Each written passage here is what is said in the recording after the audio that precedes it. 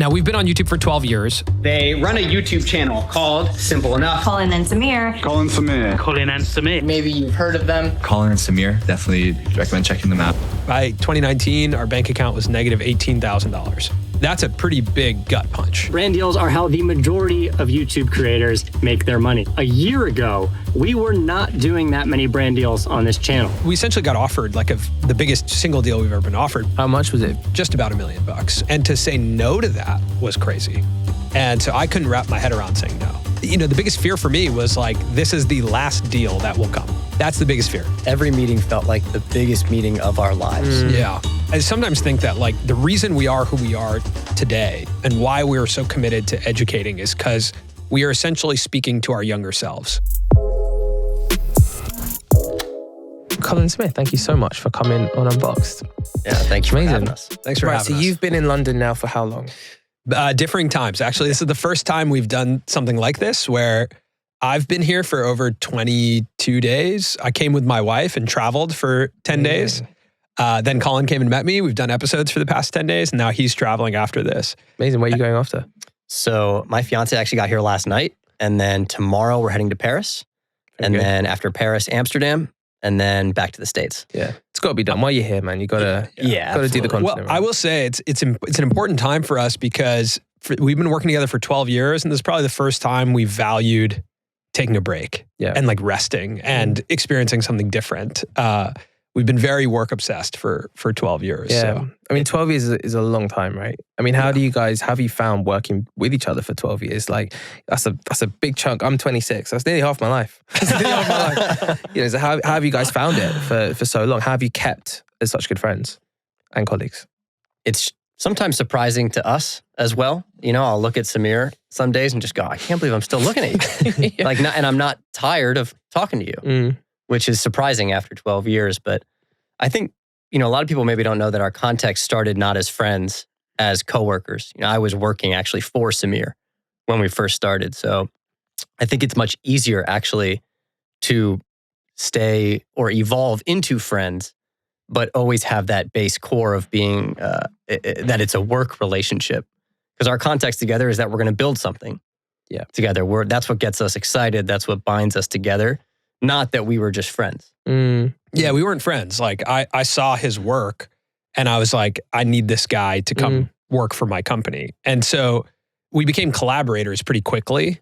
And I think being collaborators, you become friends. And I think over 12 years, you become family. Yeah. Because, you know, to work the way we work, like your income is tied to each other, right? Like your opportunity to earn, your daily life, the decisions that we make impact our daily life together, right? So you operate a little bit more like family, I think, when you're creative collaborators than like friends. Yeah, yeah. And 1.3 million subscribers now. Over how long have you had the channel between you guys? Since 2016. 2016, this channel, yeah. The Colin and Samir What's it feel like to hit that milestone? I mean, you guys have obviously met some of the biggest creators in the world. You've documented this space better than anybody, really. You know, what does it feel like for you to have also achieved these milestones as creators yourselves? The 1 million subscriber milestone was the one that I think for me, there was a large period where I thought that would just not happen. You know, there was a lot of self-doubt in this, in the Colin and Samir channel. From 2016 to 2019, maybe even to 2020, nothing really worked. Like, it didn't work. We had some pops of videos that would do well, but we couldn't figure it out. We weren't making any money. We really spent 4 years with very little viewership, no traction. And so I spent a lot of that time being like, this thing that we imagined, this like 1 million subscriber, and what that meant to me was like, quote unquote, making it in this industry, felt like very elusive and felt like it wasn't going to happen. And I think the strangest thing was that it, you know, in a way where you're watching numbers on a screen go up in a very digital fashion, we got to experience our 1 million milestone in person with a bunch of people. It was at Vid Summit. And it was not planned. It was just, we were kind of joking around about how we hadn't crossed probably going to be today. Yeah. And then we put the number on the screen and not realizing there's a group of people in the room who were fans of ours and also had their own, because our audience is all creators, so they all have their own audience. And so they all started kind of pushing it, and we crossed 1 million in the room with over 1,000 people, which was one of the most special experiences. And to be 100% honest, that after that moment, I have no other subscriber metric in my mind. Like if we don't grow anymore, it's completely fine. I don't have another outcome in my mind that represents something to me. Like 2 million subscribers does not represent something. Yeah. And I think even 1 million subscribers, like it does represent something, but more so it's, you know, it was nice to have a goal to work towards to get us into a flow of like deeply understanding ourselves of what do we want to make and how do we want to show up. But I think the most important was landing on like feeling like we were providing value to this industry and providing value to our audience. And you know, that is a byproduct of it. Growth is a byproduct of that. And you say what, between 2019 and 2020, that was when it just didn't work? 2016 and 2016. Yeah. We're talking about 4 years for two grown men not making any money, but meeting up every day and making YouTube videos. Because like, so when you say after, you know, you needed to figure it out, you need to find your value, like what was it during that time that kind of got you to that point where you found that? Like, was there a moment where you're right, this is it? And this is the switch we need to make, or whatever that was. Yeah, I mean, there was a lot of experimenting. And I think in 2016, coming off the heels of the Casey Neistat era, the thought was, all right, we'll have a channel called Colin and Samir, and we'll just talk about ourselves. You can monetize self-expression. But I think what we found was, you know, when we're at the laundromat with a camera, it's not that interesting. And Casey Neistat had like a breadth of experiences and life to talk about, and he was an amazing filmmaker. And so we were kind of like working really hard on different types of videos, vlogs, video essays like Vox, we were very inspired by, and they just weren't really hitting and they were really hard to make. And then finally, we decided to make a video about Beam, which actually was Casey Neistat's app that he started. And it was a conversation that Samir and I were just having over coffee. And it was Samir who said, you know, why don't we just make a video about this? You know, this is what we talk about every day. We get together and we talk about creators. And it was that video where the goal was not to reach a huge audience anymore, like it was with the vlogs that we were making that weren't working. The goal was, can we just connect with the 7 people in the office in New York who work at this company, and maybe the few people who find Beam interesting? Yeah. And within an hour, all of the employees commented on the video when we put that out. And then that became our most watched video. That was like 70,000 views at the time. So that was the first indicator that talking about creators on YouTube might be something that will work. But it still took us another 2, even maybe 3 years to settle on that. Every video we made was about creators. And I think before we knew it, you know, we didn't know it was called this, but it was about the creator economy. You know, to go back in time, I started a business on YouTube in 2012, and that's how we met. And we what sold was that business. It was called the Lacrosse Network. So it was a sports network online. Probably the most niche idea in the history of ideas. I don't want to fully claim that, but like it's up there. It's up there and one of the most niche ideas you could have. But I was really passionate about it, and it was like my small community. That's how we met. He was making content. He was making a docuseries about his club college lacrosse team. And I thought about the Lacrosse Network as like a television network, so I needed to acquire rights to programming.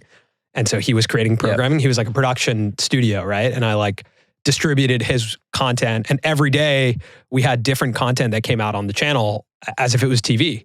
So the weekends we started to do live games. On Mondays we would do highlight roundups. On, you know, I think it was like Tuesdays we'd release his show. And then we treated it like a TV network at the time. And that didn't make much money. Actually made $0, as you can imagine. I mean, the pool of lacrosse consumers is probably kind of small, right? It's small. My thesis was like, it's a affluent sport. It's very niche. If I build the only destination for it, as the Nikes and Under Armours get into the sport, there'll only be one place to advertise. I thought that would happen in a year, but it ended up taking 5 years for that to happen. And that did happen. We did work with all those brands as they got into the space. We were the only place. And so over the next, 3 years, when Colin moved out to LA for what he thought was a 3-month internship, turned into, a long partnership. And we sold the company, we sold Lacrosse Network to a bigger sports network. And Whistle, right? Whistle, yeah. And so quickly then, once we got acquired, we got to work with Dude Perfect. Yeah. And that opened our eyes to like, wait, this is way bigger than like a lacrosse, channel. Like this is the future of entertainment. Bigger than most channels and most traditional media at that time, right? Their numbers were And they still are. They still massive. are, which is amazing. But they at that time it was almost felt like we were in on a secret. Yeah. Getting into YouTube at that time. Because there was like the FIFA, players. We got involved with the F2 freestylers. Yeah. Great. Whistle got a big investment from Sky Sports. So we got involved in, stuff out here, which is where we got involved with the F2 guys and started learning. It felt like we were in on a secret. Like it was 2014 and we were working with the biggest creators at that time. And, our friends knew nothing. They didn't know what we were talking about at all. They didn't know why we were so excited about YouTube. But then you show them the numbers and they're like, wait, what? Yeah. And even those numbers didn't feel real to people at the time, but I think we just were interfacing with them and working on problem solving and working on things that had not been worked on before. Of just like, how do you create content in a way that's two-way, where the audience is involved in it, where they're commenting. I used to think about like, what if you were watching ESPN and you could comment something and then they change the programming the next day? That would feel really empowering as an audience member, right? Yeah. And so that was the engagement. That was the interaction that like these creators were developing entertainment alongside the audience. A two-way relationship. Yeah, in a two-way relationship. For the first time, For the first time ever. I think for us too, a lot of validation was starting to come from the brands that we were getting to work with because of Whistle and because of Dude Perfect and some of these creators. We were all of a sudden in the room with Nike or with Under Armour, or when we worked with Dude Perfect, we were doing an LG phone campaign. And so we were getting like a really deep understanding for how advertising works with creators. And these were huge household names where our friends may not know Dude Perfect, but they know Gatorade, Yeah. And that was for us, for people who were pitching those campaigns, producing them, we were getting validation from that. Yeah, because one thing I was gonna ask about that transition point, going from the Lacrosse Network, obviously selling, you guys making that a success, and then working with creators who were kind of building at the time, I guess, the start of traditional media businesses or new traditional media businesses in the creator economy, right? Like Dude Perfect needing a content production team and needing a scale business under them. What were the learnings that you took with you from managing to successfully make a network like the Lacrosse Network and then bringing that into the world of creators? Like, were there things where you go, you know what, we did this and it really worked, you need to apply the same thinking? Because I think at that time people weren't thinking in those terms, right? I think it was just truly like a deep understanding of audience. Like the audience is such a big part of the creator economy. They're the biggest part, right? And I think sometimes we forget about that like it's them that are creating the creators. And so as a creator, you're playing this, you're dancing with the audience, and there's like, we always say there's three players to find like your fit as a creator, which is, it's what you want to make. So as the creator, that's the most important. If you don't want to make it, it doesn't matter. It's what the audience wants to watch. That's like the second most important thing. And then it's what the platform wants. So there's different iterations of all three of those things every step along the way. And that's a constant evolution. Sometimes the audience reacts to totally different things. Sometimes the platform wants longer form content. Sometimes the platform wants shorter form content. And you're kind of playing this dance of, what do I want to make? What does the audience want to watch? And what does the platform want? And I would say every step along the way over the past 12 years, it's been like, anytime we haven't been successful from a like commercial perspective has been when we've almost leaned too far into our artistic selves, because that's sometimes not as commercially viable. And that's an okay thing to do. It can just be, hey, this is what I want to make, and I'm just going to make it. But that, you can't have commercial expectations of that. Yeah. When we did like deep studies of our audience, in 2020 with Colin and Samir, as we started getting traction, the first thing we did was, let's take a step back. Who is this for? Who are we creating for now? And what is the transformation they're experiencing? Who are they before they watch one of our videos, and who are they after? There's this exercise called Emotions and Identities that we learned from from Jonah Peretti, the CEO of BuzzFeed, which is, write down the identities of the people you want to speak to or you are speaking to in a column. And then next to it, write down the emotions you want them to feel. And then draw lines between those. So for us, as we got into this journey with Colin and Samir, we broke it down to aspiring creators, career creators, and the creator industry. And those were our three, primary audience groups that we realized we were talking to. Then, on the right side, we wrote down the emotions. Okay, well, we want those people to feel educated. We want them to feel empowered. We want them to feel a sense of community. We want them to feel less alone. And so then when you draw lines between, well, how do you make an aspiring creator feel educated to make more money or to build their career? Well, there's video titles in that line, right? Yeah. That's the content that you're making. So you start to realize if it doesn't fit into that, don't make it, because you're playing this dance with, like, you are providing value to an audience. Yeah. And they are rewarding you with watching it, engaging with it. Like, that is the two-way relationship. When obviously looking into more of your guys' story in depth, right? There was a time when you quit everything, right? You actually went to get real jobs. Yeah. What was that process like? Firstly, why did you do that? And then, looking back on that, how does it make you feel to know that you kind of took a step out to come back in? YouTube, the channel had not really taken off. We had found success with some videos that were doing well, but we couldn't replicate the process quickly enough. And there was not really that much brand interest in 2019, especially if you think about the term creator economy came like a year later. So we were looking at the end of the year in October, and we were kind of done operating as a production company, because we were doing great work, but we didn't necessarily know how to be a production company.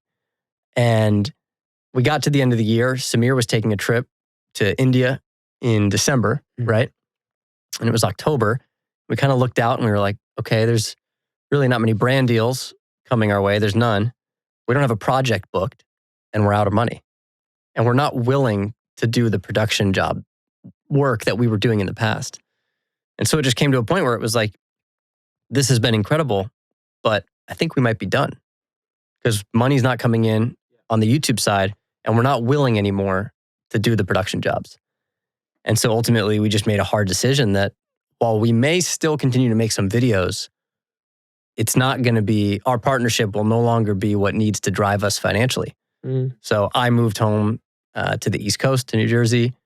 Samir went to India. So we both started applying for jobs. That was confusing. Yeah. I'd never made a resume. North Star, right? Yeah. Well, no, I'd never made a resume in my life, or a CV, as it's called over here. Yes. But I'd never made one. So I sat up at night trying to explain what I had done in my career. And obviously, we started and sold a company, so we had some, but it was demoralizing 4 years into it, being like, I thought I was on top of the world. I thought I knew how to do this, but I don't. Yeah. And then you're sitting and trying to justify the last 4 years on a resume. Well, I was uploading YouTube videos to virtually no one. That's what I've done in the past 4 years. And it was tough. It was confusing. And I applied for a job at Spotify as a story producer or something like that. And I was so confused how to tell them what I did. And I was like, but it's Spotify, they'll understand what I did. And I sent in my resume just to get to the point where you could apply. Yeah. And I got denied. And I was like, damn, I don't know how to do this. I don't know how to play this role in this world. And I had a network of people that I reached out to, and then started getting some traction. But I started listening to the job opportunities, and I was like, I think I can do that, but I don't know how to be an employee. Yeah. I started trying to imagine it, and I was like, what's that going to feel like? I don't know what that's going to feel like. And I remember feeling at that moment, it was probably January, that I had been, doing some applications, and I was like, January 2020. January 2020. And I was like, whatever this is, I don't know, but it's not going to be me being an employee. So I'm going to have to figure something out. I remember I applied to work in the social media department for an NBA team, and thinking I can make video and I can put things out, but I'm not a huge fan of this team. I remember in the interview, the guy that I was speaking with said, this sounds like, you could definitely do this. But it was getting so far into January and then in February. And he said, but I think with this COVID thing, we're probably going to be letting a bunch of people go. He was like, I don't think February 2020, he was just like, I just don't know what's happening here. We may not even have any videos to make. He was like, but I think you're qualified. I've seen the stuff you posted, you could come make videos about the NBA. And I was like, okay, but I don't even know if I want to do that. And then the fact that, what's this COVID thing? What's happening? It was just such an unknown, weird time.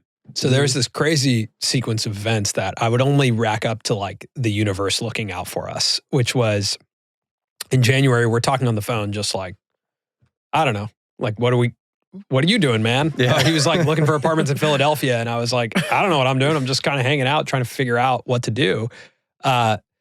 And then we got an email. So when we had made that Beam video, they invited us out to New York. We went out to New York and we were exploring making a show with the team at Beam. And on that trip, we met a guy named Paul who still to this day runs 368, which is where Casey worked and Casey Neistat's project.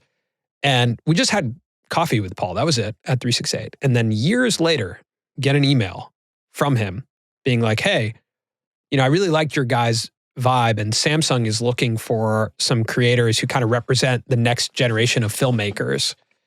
Can I pitch you guys to them? Can I connect you guys? And that is what led us to a year-long deal with them that brought Colin back. With Beam or with the people Samsung. they connected? With Samsung, sorry. Yeah. Which led us to a year-long deal, which brought Colin. Reignited it, gave you guys the money to be getting. Gave us the money to be like, we can do this now. We are now Colin and Samir. Like, we have a deal. Thank you, Samsung. Thank you. Yeah. I mean, the fact that they believed in us and saw that in us, I think that the lesson there comes from this, ability to network and also stay this course. Like, when we sat with Paul, we were the guys who made videos about creators and who were really passionate about this modern world of filmmaking. And so when opportunity hit, it was like, those are the guys. And that gave us the opportunity to do one project with Samsung, which then, in an almost movie-like scenario in a hotel lobby in San Francisco, they handed us a physical contract, which never happens, for a year-long deal with them. Wow. And Colin had been flying from Philadelphia to San Francisco. We had been kind of trying to figure out how we were going to do this. They handed us a year-long deal. Pre-COVID, by the way. Right before COVID. Right, just before. Which is also crazy. Yeah, great timing. A few months after, they probably wouldn't have done it, right? Yeah. I mean, a few weeks. It was really close to it. And we used the last $4,000 in our bank account at that time to bring Colin to LA and get him an Airbnb to live out there so we could make videos. The biggest gift was getting enough financing to be creators. Yeah. And that's what gave us the platform. I would say two things happened. One, we got this gift of this deal. And two, COVID and the pandemic created a radical sense of focus because we had nothing else to do. Yeah. We had nothing else to do but meet up and talk about what videos to make. And the sense of like comparison kind of went out the door too. The insecurity around these guys are making it on YouTube, we're not. It just became this blinders on scenario. I don't know how to replicate that. And I don't know if without that, we would be sitting here right now. I think we were so hyper-focused and so interested in building this thing that there was not much room for anything else during that time. And we look back at our 20s, and while we don't have many regrets, the one thing we talk about is how dedicated we were to this and how little time we opened up for travel, for relationships, for just relaxing. There's like, we really were just so focused for so long. And I think it's important as a creator and as a creative person to always have new and interesting inputs. And I think part of the reason it took us a while to find success is because we weren't exploring as much as we probably should have been. There's a great quote from Whitney Cummings that Tim Ferriss told us, which was, if art imitates Tim Ferriss life. came with some bangers in your show. Yeah, he really did. Oh, man. I mean, he's like, most of my 20s were like narrated by his show, so it was crazy to talk to him. But he said, if art imitates life, then you have to have a life. And I think we really sacrificed having a life. That's a good one. Yeah. We really sacrificed having a life. And I think we came from this startup culture, this grind culture of like, put your head down and just build. And I think we forgot that like we're creatives, so we have to go have experiences. And I think that's what attributed to having, not as interesting of content because we weren't living life. We were just sitting in a dark room, shooting and editing all day. So I think my advice to myself would be like, everything takes longer than you think. Everything. Even when I look at us wanting to build a new business right now, like we're exploring, paid education, right? A course business is not going to happen overnight. We have to look at it and go, that's a maybe 5-year journey to truly build that, right?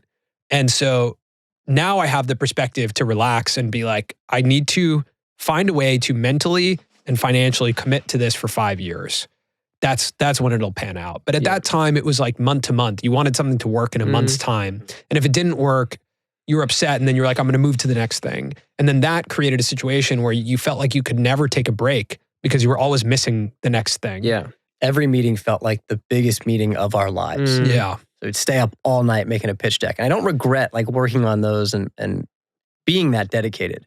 But it definitely now we have the perspective that every meeting will not change your life. It'll be okay. Yeah. It'll be fine. Yeah. I sometimes think that like the reason we are who we are today and why we're so committed to educating is because we are essentially speaking to our younger selves. Yeah. Like we're making the show that we wish we had 10 years ago. We're getting perspectives from the people that, the current crop of aspiring creators look up to. And we're trying to understand who these people are as humans and how they've built what they've built and what are the implications of all of that. We didn't have that when we started on YouTube. No one was talking about what it was like to have this career. And I think that, we've always been creators that are creating for our younger selves. Even with the Lacrosse Network, it was for a 13-year-old Samir who was really into the sport and didn't have a place to go and feel like I was a part of a community, to watch videos and to understand the community. The same thing with what we're doing with creators. We built a career on YouTube, but didn't have a destination to go plug in to what that meant to be a creator. And I think now, like, I just, it's our reality. I think to be Colin and Samir today is to have gone through everything we went through and to experience all of that so that we can, educate and turn around and be like, here's what we learned, Naturally, you guys have spoken to the biggest creators in the world for a number of years. As you say, you are their place where they can go and they can trust, they can have a voice. What are some of the biggest sort of threads and attributes that you think sort of join the dots between all of these incredible people? If you were to pick, let's say, 5 creators, what are the threads between them that you see? We say this a lot. Yeah. People ask us this. It's radical focus. It's, there's a lot of creators that start to get some momentum and pretty immediately launch a bunch of things or, lose focus on the concept of like, I'm making a show. Like this is the show I'm making and I make it week in and week out. Marquez Brownlee comes to mind. Sitting with him over the past couple years, I think he's one of the most focused creators. You don't see him launching a bunch of things. Yeah. Like he launched a shoe this year and that was one of the first big launches he's had. And that took him years to do. And he's very methodical with what he does so that he doesn't lose focus. Like his ability to turn around a video in a day's time, is really impressive. And I think it's because that's his focus. He wants to be best in class at making videos about tech. When you go to his studio, everything is built around making videos. And even with Jimmy, right? It's like everything is built around making videos. And even in our last conversation with Jimmy, he talks about refining his focus and saying, it's main channel and Feastables. And even that is a lot, right? You're running one of the biggest media distribution channels in the world and one of the biggest chocolate companies in the world, right? So it's like, that's a lot to run. And I think sometimes we overestimate how much we can do with our media distribution and forget that the distribution is the root of it all. So I think it's the focus of, I'm actually willing to be a video creator for the next 2 decades and just make the best videos. Yeah. That's overwhelming because sometimes you think about it as a path to go do the next thing.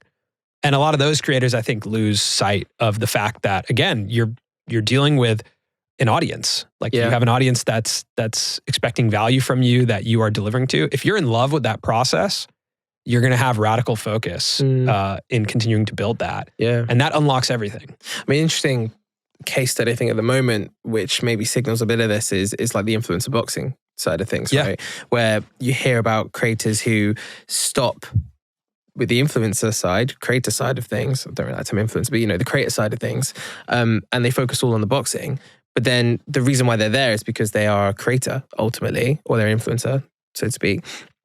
And that's what gives them the platform and the ability to connect with audiences. And that's why people want to watch them in the boxing side of things. So how do they then, if they're needing to train and train really hard and they're in camp for however long and they're really grinding it out to be successful in the space and to kind of make a name for themselves on the circuit, how can they do that whilst also making content? And a lot of them have to sacrifice the content in order to do that. But then what happens to the kind of focus and the core of what they do, which is making content? Like that has to, you can't have all things at once. And maybe to what you're saying, there is a lot of creators do make that mistake, or some do, where they try and do everything all at once and they don't either, bring in good teams or find ways to kind of outsource whatever it might be.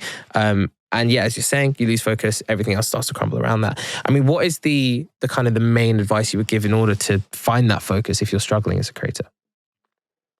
I think you really need to understand that if you want to make this a career and a business, you have to have the discipline to be consistent. And as creative people, we often don't want to be consistent. It's fun to be creative and go, I want to do the next thing. I want to do the next thing.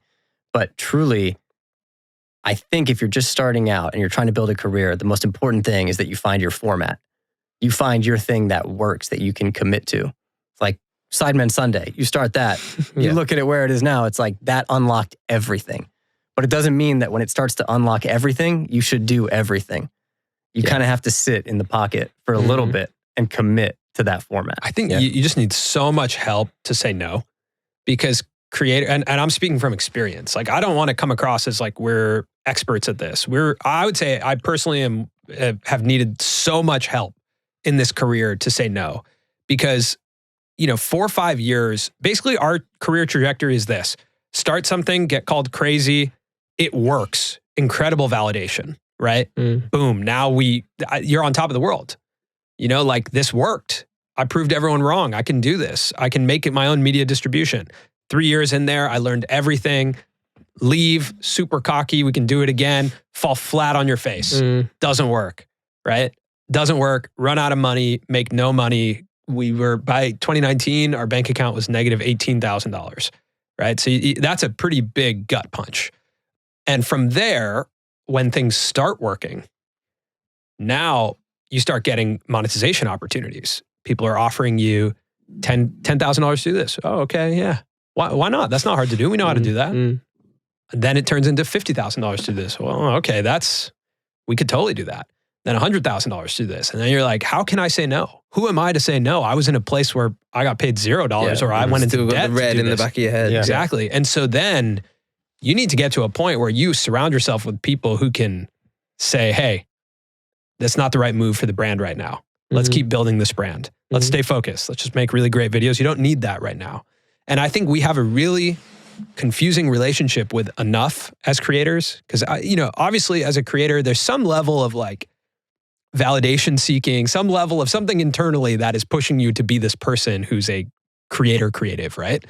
And so I think as opportunity comes, you need to surround yourself with people who can say, hey, let's not do that right now. Let's stay focused. Let's stay on the path.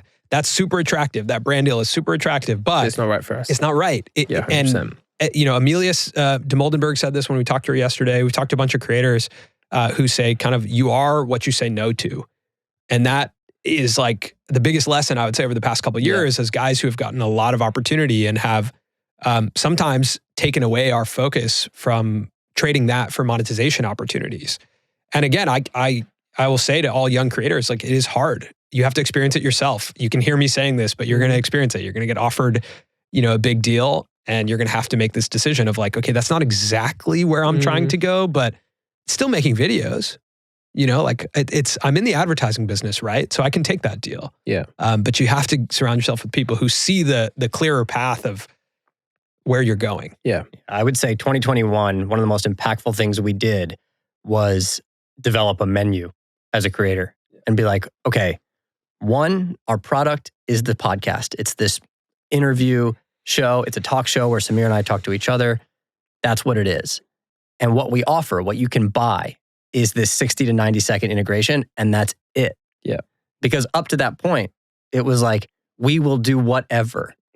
Like, let's just see what comes in. We're chefs and we'll make you any meal. Yeah, we'll make you any meal you want. Like, we can do it all. Yeah. I think we saw ourselves as a production company because that's kind of what we were for the years prior. But yeah, once we developed a menu and we were like, we got to stick to the menu because the menu helps us Big fan of a menu. create the show. Yeah. It's nice. Whenever you like productize, like literally just call it the menu. And people and brands, I think people generally like to be. They also want to, but they like clarity. Hey, you're the business. You got to tell them what they can buy. You got to tell them what they can buy. Exactly. And if you are in the chance that you want to go off menu, our advice to creators is make that an outbound thing. Call the brand and say, I got this idea. Don't let them come to you with an off-menu Usually we idea. do this, but actually we want to do something different for you. Yeah, because we've been wanting to work with you. Here's the idea we have.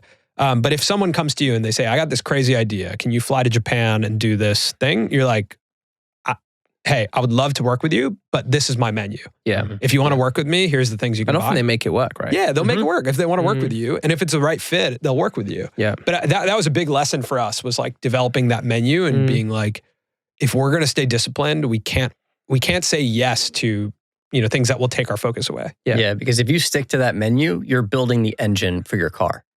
Like truly. You just stick to it. All of a sudden you have an engine that will move the car. Yeah. Then as you get that stable, you can worry about what color is the car? Like what do you paint it? What are the details? Surprised you went with car. You could have gone with griddle, oven. You're building the oven. Lacrosse That's true. Yeah. But the engine moves. You're deep on this menu thing. You could have gone That's true. with I could have food. stayed on food. Yeah, I switched to automobiles. That's fine. That's okay. I'll forgive you. That makes sense. And I think for creators, having a bit of focus in their packaging and what they're presenting, I think, from my experience, I don't know if you guys have felt this, it'd be interesting to talk to you about management and your experiences. I'm sure you've had different management and you've gone through a lot of that cycle to now you're doing all yourself, I believe.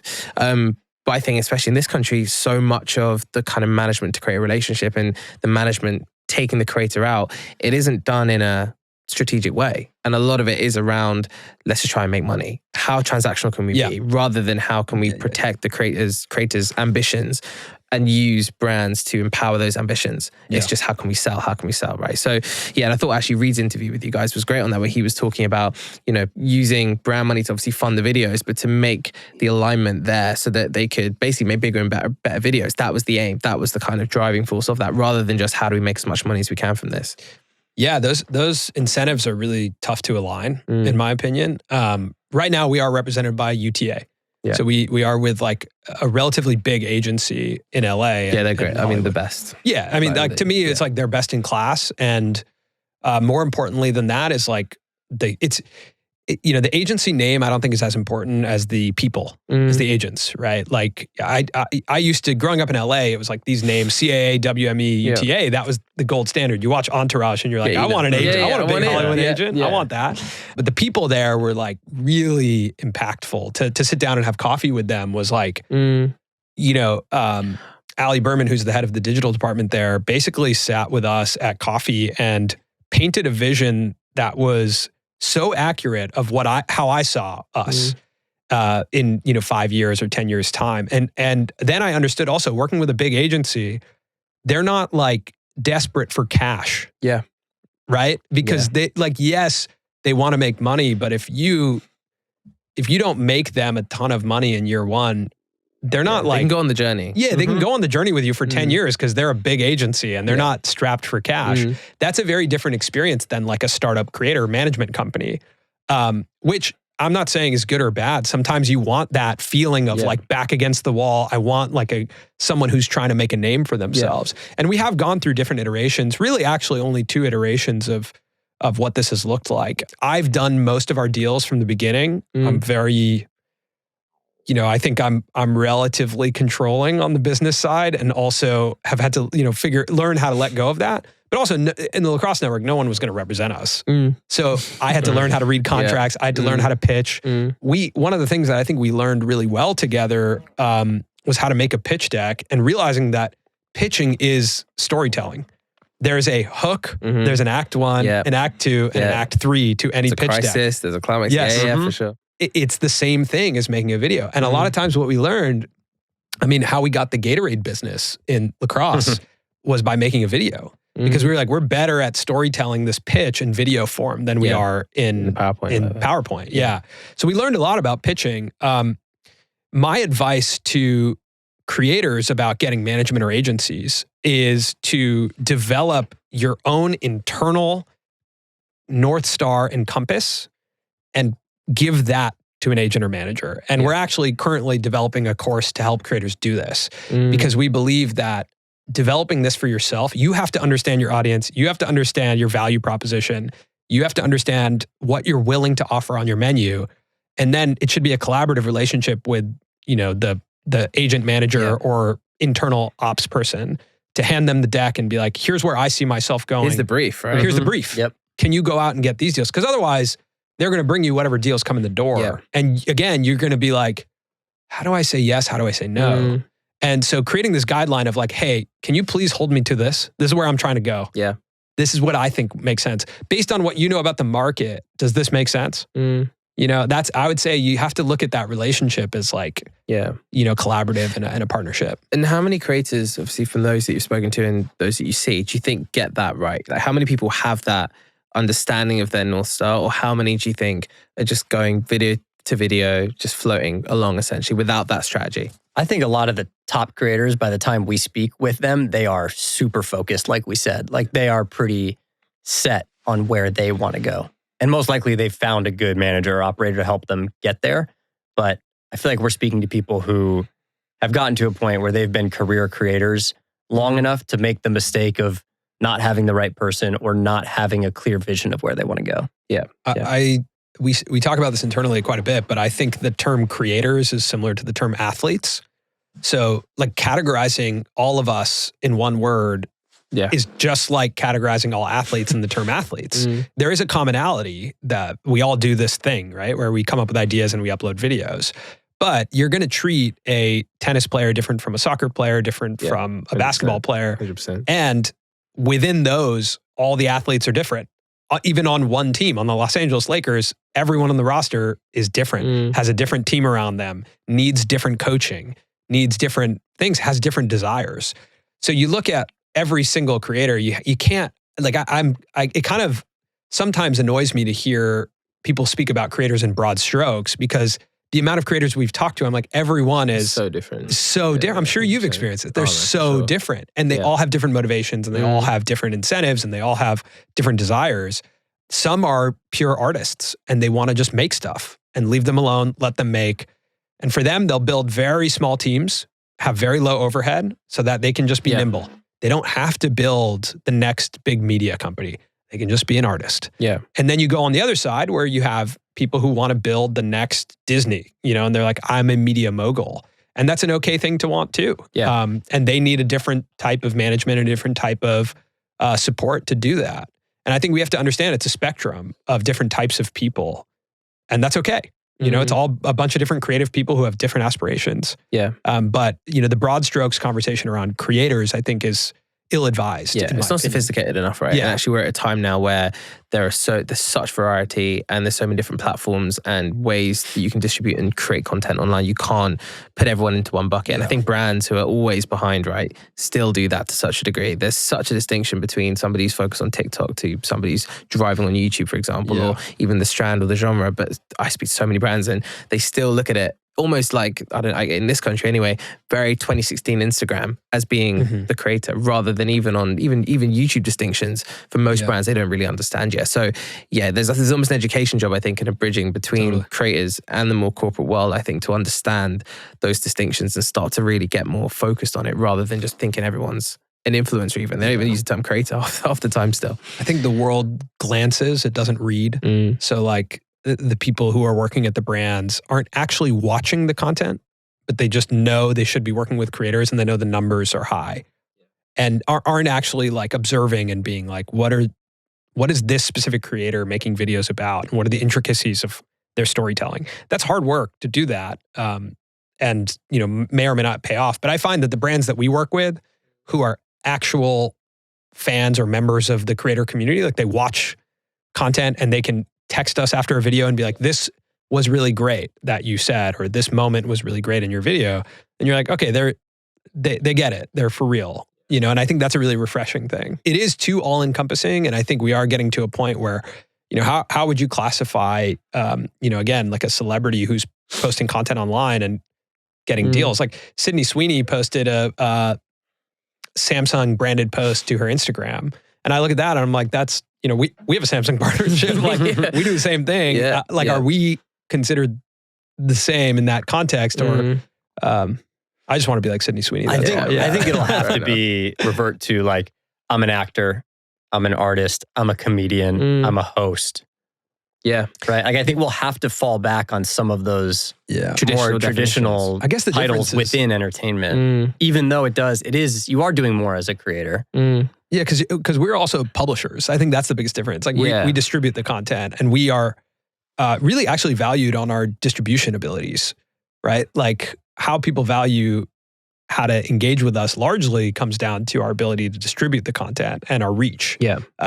So we are more publishers at times, but we're also the producers and also the talent. And so there's a lot of different things that go into being a creator. I mean, do you know how many videos you put out? Do you know the number? No. How many do you think it's probably? I mean, since 2011, Since 2011, who knows? Who knows? Because in 2011, we were treating YouTube like Instagram. I remember I sat in the office one day and I was like, we need to publish 3 videos a day. And that's what we would do. And some of them were like 30 seconds. 20 seconds, 30 seconds. And everyone in the office would work on, like I would work on editing a video. Colin would work on editing a video. We had another team member, Julian, who would work on editing video. So we were just trying to pump out 3 videos a day. So I have no idea from 2011 to now, but it's definitely in the thousands. Yeah. So of all the stories that you've told, who has surprised you the most, do you think? That's a good question. I would say Andrew Schultz was surprising at the time that we interviewed him and chatted with him, because it was years ago now. And we knew a little bit about him, but didn't know a ton about him. And I think he really impressed me with his like intellect. I would say the comedians that we've talked to. I think the most surprising thing has just been interacting with comedians. What do you think? I mean, they just, first off, they come to the table just ready to go. Like they understand how to captivate an audience and they understand how to storytell. Like they have such a dedication to storytelling live in front of people, which I think must be so much harder than storytelling behind the camera. They get immediate feedback more often than like any other type of storyteller. Yeah. So they're just dialed. Like they just tell a great act 1, act 2, act 3. Yeah. And they're such great observers of the human condition, because that's what they do. Yeah. They're just like aware of what's happening all the time. That, like when they come to the table to venture off of comedy into like the business of it or the storytelling side, those skills transfer over. Like the storytelling skills transfer. Yeah. I would say Cody and Noel, Hassan, talking about Minhaj. TMG, Hassan Minhaj and Andrew Schultz, all were like just such fun conversations because they can navigate engaging storytelling with, business. I would also say Doug DeMoro. Doug DeMoro is a US-based creator who talks about cars, launched a business called Cars and Bids, got a $37 million investment from the Chernin Group. And Doug is the most down-to-earth, humble guy, still shoots everything with an iPhone. Yeah. Rolls up and shoots all of his videos by himself, tripod, iPhone. He's like the epitome of creator to me.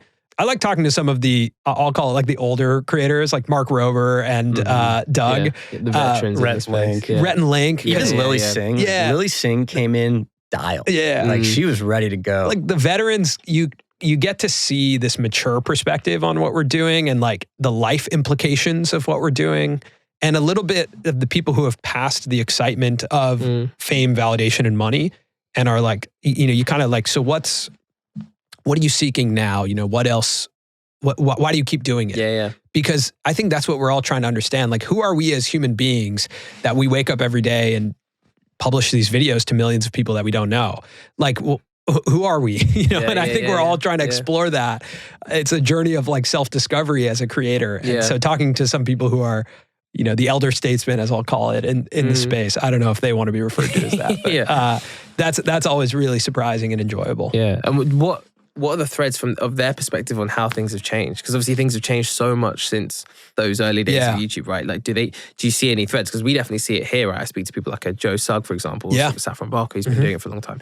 And their view is very different. And they almost see the trend of how things have gone for them, right? And they sort of see that coming maybe for the next generation. And what's your take on that?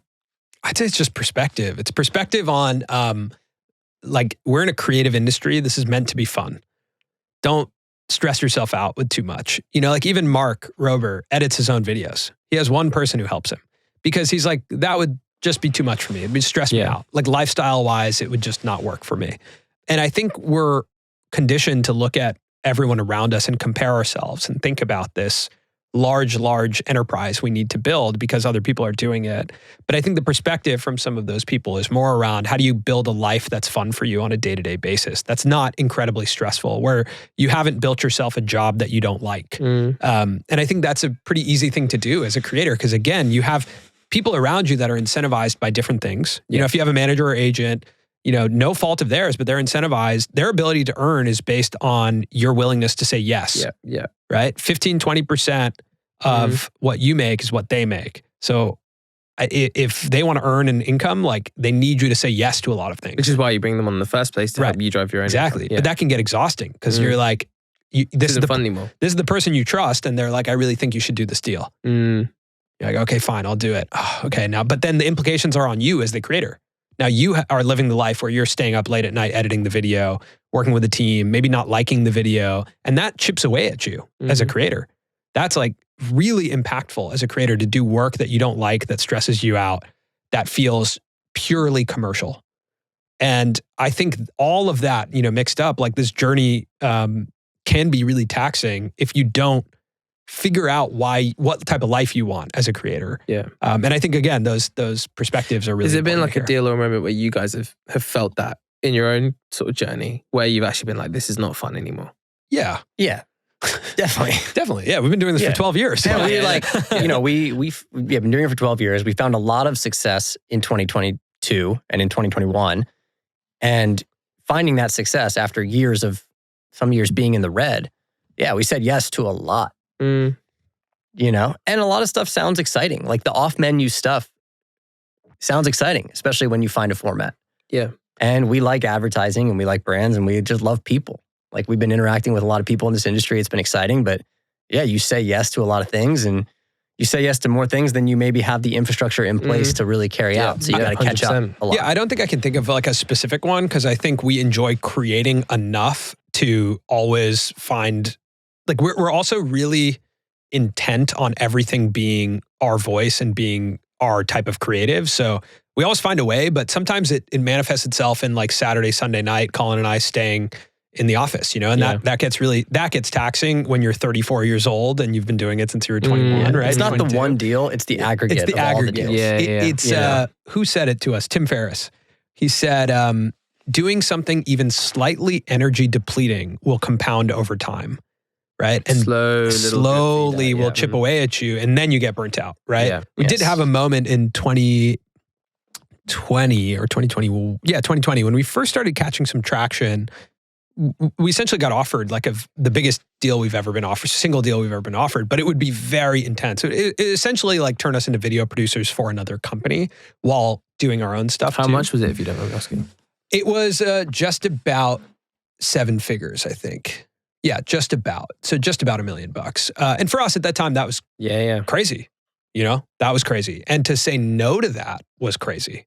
And so I couldn't wrap my head around saying no. I couldn't wrap my head around it. I was like, who are we to say no to this? And we brought on a consultant at the time who now helps us run our newsletter, Josh. And we did the thing. We built our deck and we shared it with him. And we said, this is where we want to go. And he got on a call with us and he was like, hey, I just want to gut check you guys. What you sent me as the deck does not align with this deal. So the answer is no. This is not where you want to go, right? And we were like, oh yeah, that's true. And I remember I drafted, an email back saying no, and I couldn't believe it. Every word that I was writing, I was like, how can I do this? Like, did you guys debate that one a lot? Like, how long did it take to kind of come to a conclusion? Yeah, we debated it a lot. I think even in the middle of writing that email, I called Colin and I was like, we can't say no, right? We're not going to say no, right? Also because we really liked the company. It wasn't, there was nothing about it that was like, the only thing that was wrong was that it didn't line up with where we said we wanted to go, how we wanted to build the Colin and Samir show, how we wanted to build our brand. It was going to take focus away from that.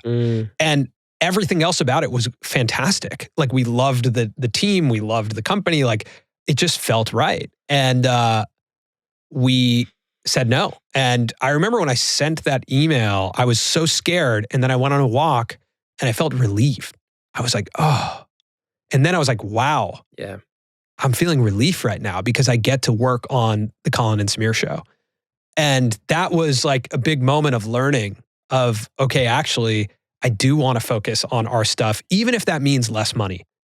Yeah. Because, you start to realize over time, it's like the things I want are, I have this thing where I want to build this brand. I want to create value. That's where we were talking about this yesterday. It's like the currency that I value the most is when someone I respect reaches out and says, I love your work. That's the currency I value the most. And you need to make money to support yourself. But at some point, there's like an amount of money that's not worth losing the focus, right? And not worth just like keeping the integrity of what you're trying to build. Yeah.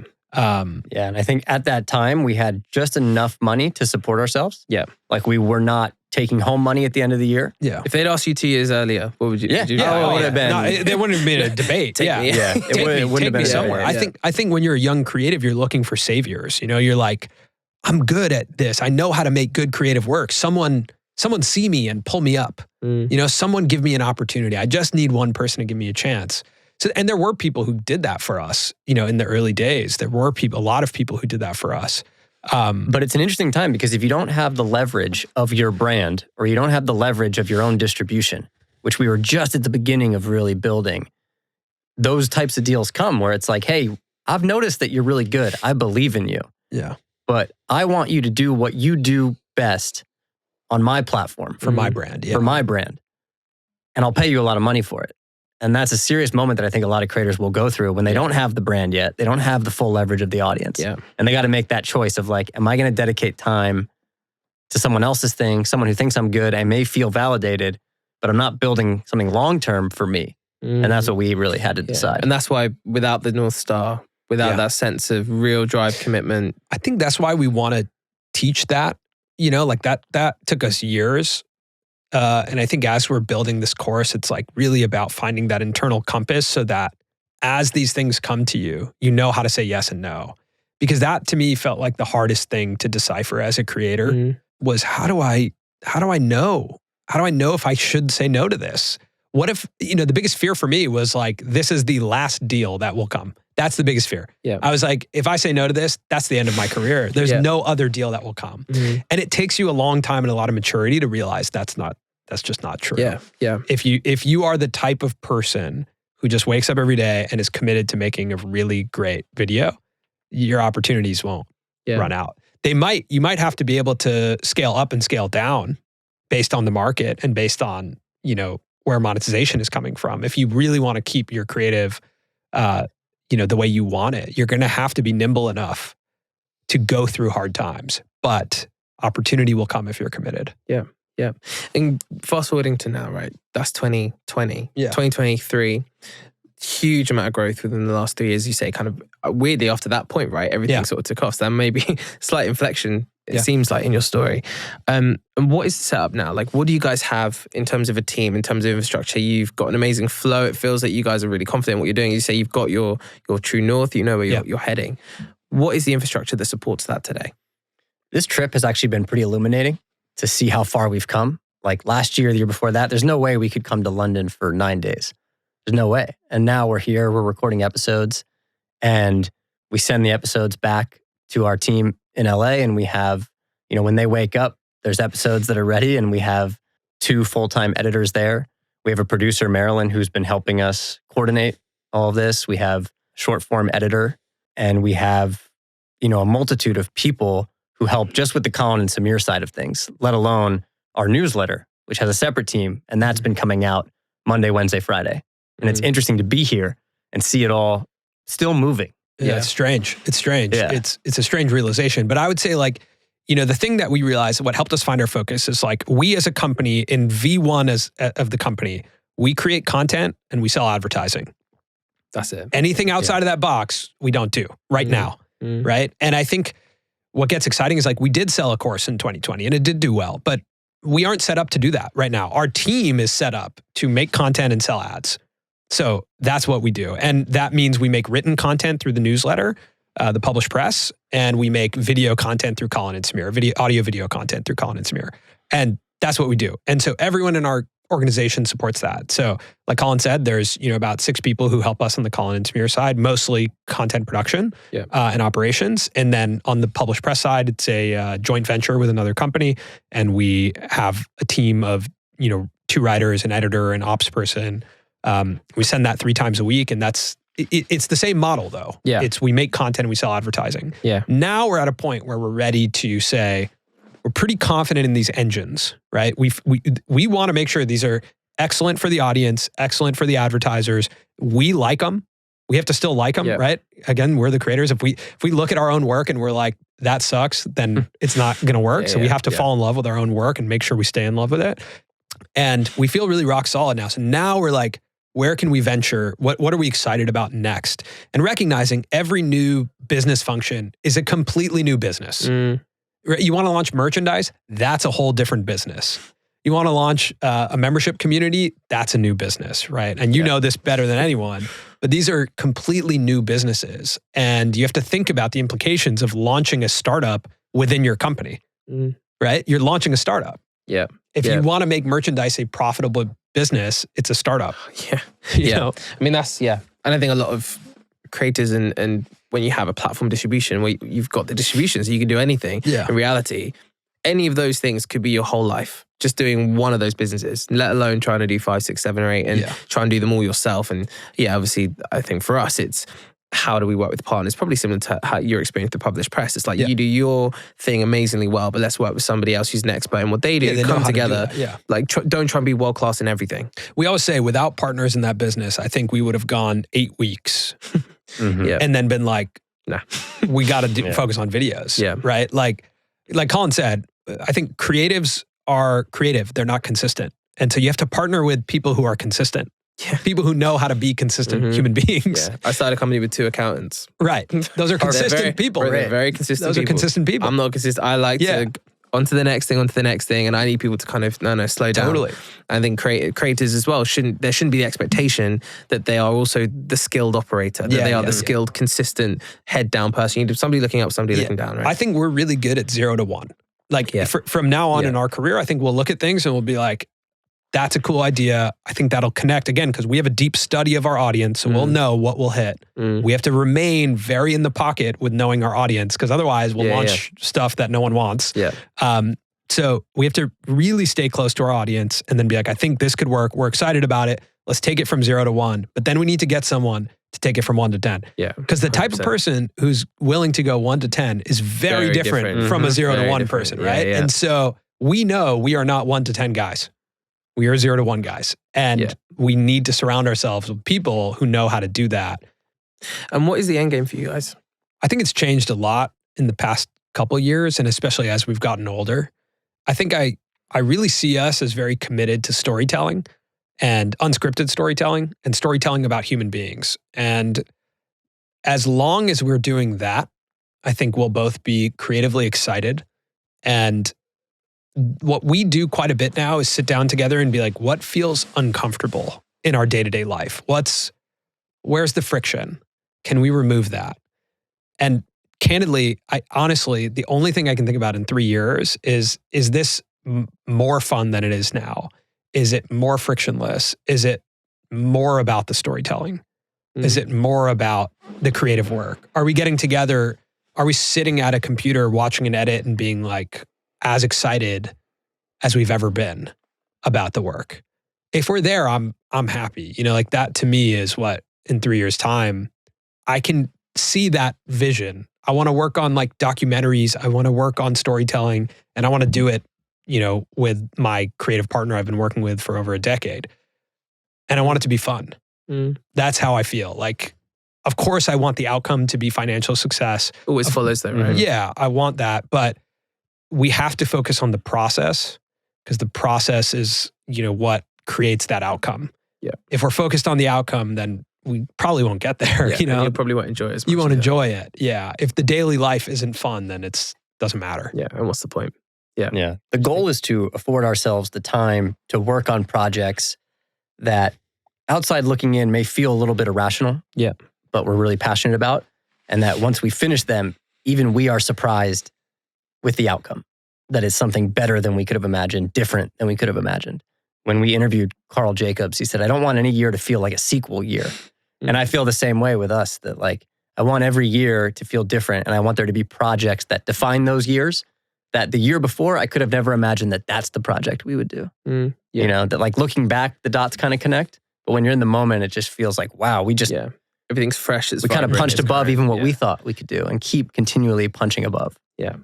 I think we felt that at the end of last year with the 24 Hours with Mr. Beast at the Beast Burger.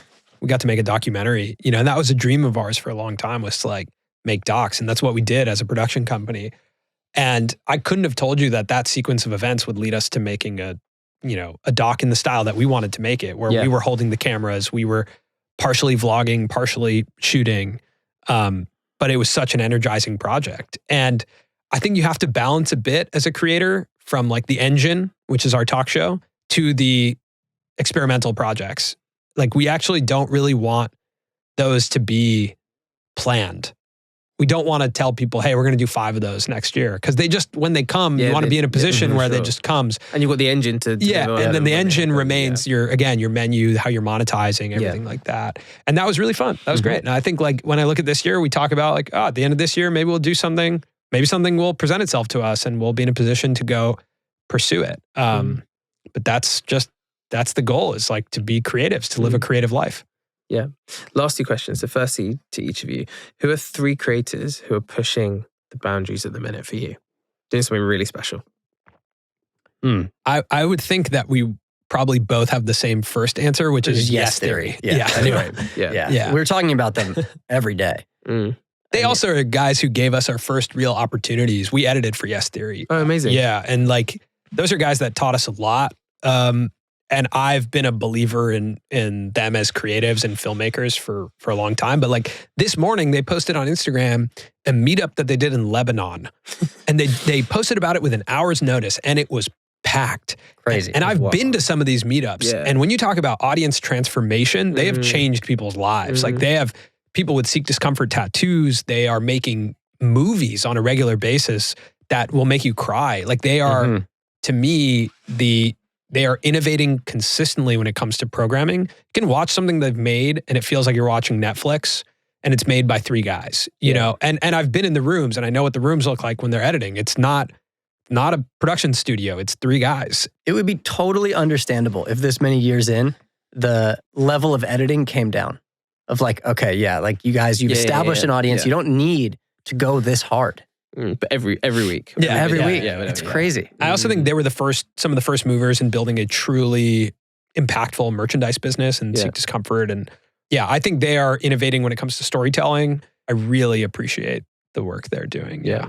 I think Amelia de Moldenberg is innovating when it comes to monetization and what it means to be a creator, right? Yeah. She doesn't, Chicken Shop Date is not sponsored. It's not a sponsored show. There's no brand deals in that show. It's also typically 6-7 minutes. Yeah. Yeah, it's short, right? So what she's doing is, she launched a production company alongside everything she's doing with Dims Inc.